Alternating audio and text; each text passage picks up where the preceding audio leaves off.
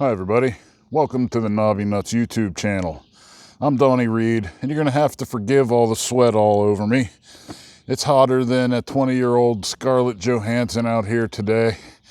But this is going to be my full review of my brand new 2026 Honda CRF450RX.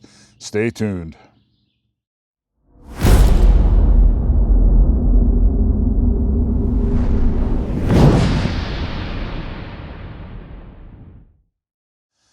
So if you watch my videos, you'll have seen this bike in a bunch of videos already. But as I told you on my very first video, I wanted to get some time on this before I did a real review of it. I've now had it for about 2 months, about 20 hours on it. And I feel like I can give you an actual first-hand review of this machine, what it is, what it isn't, and so forth. Right off the bat, you might be saying, well, this doesn't look like a 26 RX. I know, I put a blue seat on, some stickers, black bar pad, some cosmetic stuff, but this is indeed the 2026 Honda CRF450RX. The first question to answer is, what is this? This is a 450R. This is essentially the same as the 26 CRF450R, only meant for cross-country racing rather than motocross racing. So that means you get an 18-inch rear tire, a larger 2.1 gallon gas tank where the 450R has a 1.7 gallon titanium tank. This is a 2.1 gallon plastic tank. You also get a kickstand, some hand guards. The final drive gearing is different, and I've heard other channels say that the transmission in this bike is different than the R. That is not true. I don't know where people are getting that idea. I work at a Honda dealership. I looked up the parts diagrams. Every single piece of this transmission is exactly the same as the R. 5 gears, same ratios. The only difference is the final drive. The 450R has a 13-tooth front sprocket, 49-tooth rear sprocket.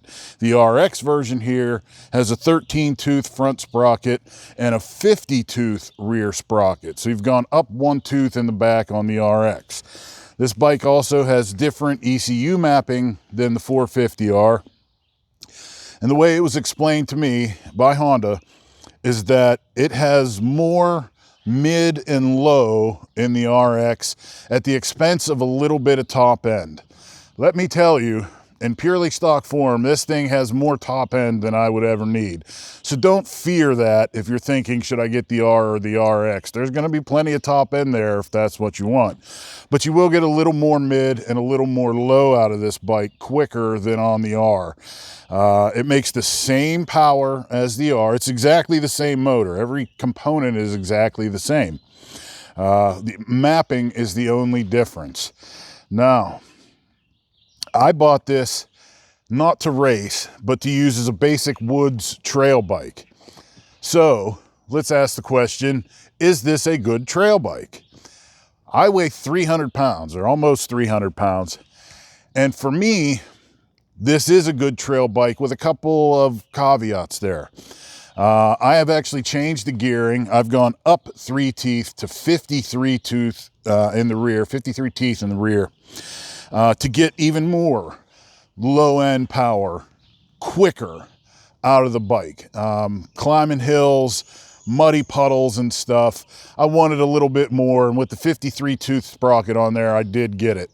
It is a little tight with the chain guide. It breaks at a bit of an angle, but not so much that I've had to change the chain guide at all.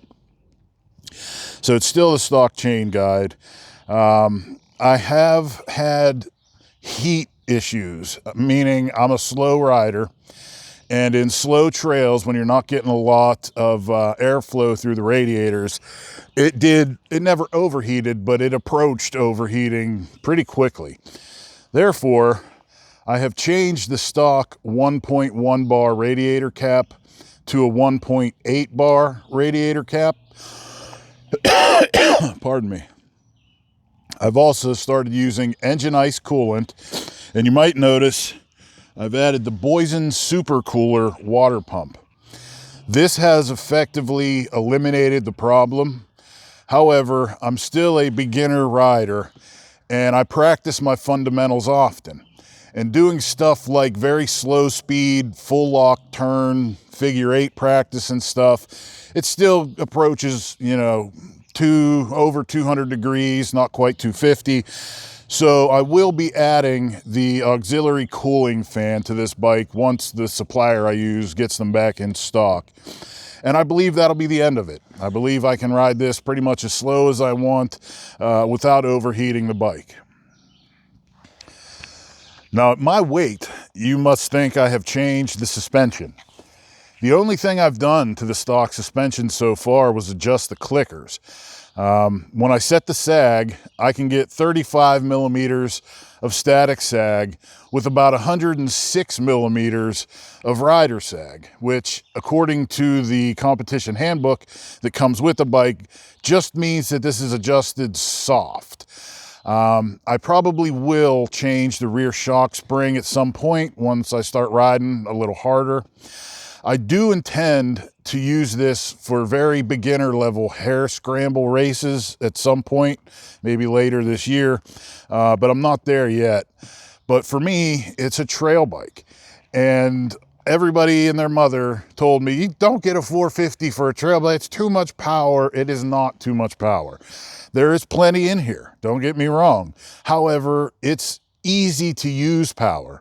The 3 ECU maps that come standard on the bike are essentially standard, soft, and aggressive. I only use it on the aggressive maps. Once, when it was extremely muddy and wet, I used it on the soft map, but I really didn't need to. Using the aggressive would have been fine for me. So if you're my weight and ride like I do, this 450RX does make a good trail bike. I'm not saying it'll work perfectly for you, but it does for me. Now, what would I change about this bike? Well, I've already changed the gearing to suit what I need a little bit. I've basically upgraded the cooling system to work a little bit better for the way I ride, and it's working wonderfully. The bike makes me a better rider. There were a lot of ergonomic adjustments I had to make from right off the showroom floor. For instance, I did move the handlebar position. You have a rear set of holes in the top clamp and a front set of holes in the top clamp. It comes standard in the rear. I have moved it up to the front set of holes, and you can also flip the risers whichever way to move the bars fractionally, and I did flip them. I had to move the gear shifter, and I want to talk about the brakes. These brakes are the strongest, quickest acting brakes I have ever used in my life, front and rear. It's going to be hard for you to see, but I had to adjust the front lever back significantly because when it was all the way extended, if I just touched it, it would lock up the front wheel, which at first was a hindrance. Now I absolutely love it, but it did take adjusting that lever to suit me. Same with the rear pedal. I had to adjust it down farther so that it didn't activate as quickly and just lock up the rear wheel. But now that I'm learning to use the brakes, they're absolutely wonderful. Best brakes I've ever had on a dirt bike. Now, I don't know if you'd call this a negative, but one thing that did happen early on is I smashed the right radiator from a drop. I have added the Works Connection radiator braces. I highly recommend that.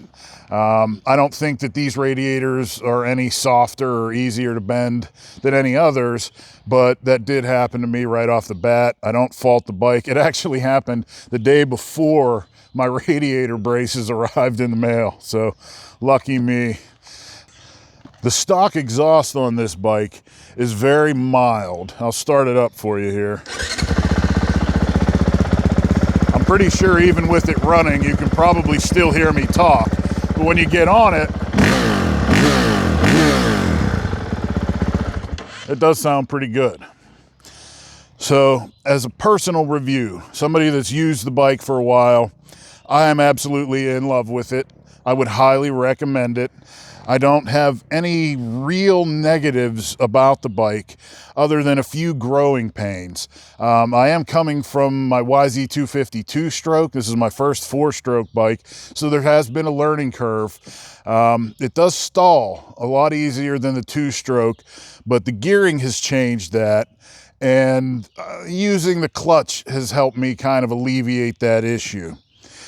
If you are in the market for a big 450 cross-country race bike, I highly recommend the 2026 Honda CRF450RX. If you are a larger, older man, such as myself, this does, for me at least, make a good trail bike.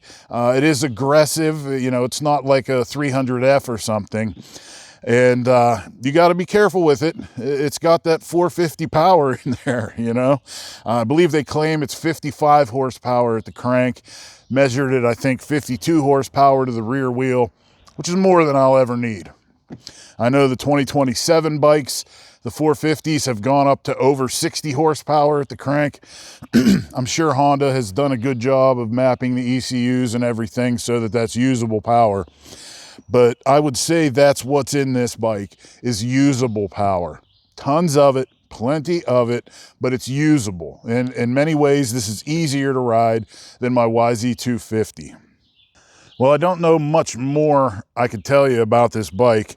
If you want to know all the specs, weight, height, and all that stuff, you can look that stuff up online. You don't need to hear that out of my mouth. But from a user's perspective, a rider's perspective, you should probably go get one of these. Thanks for watching.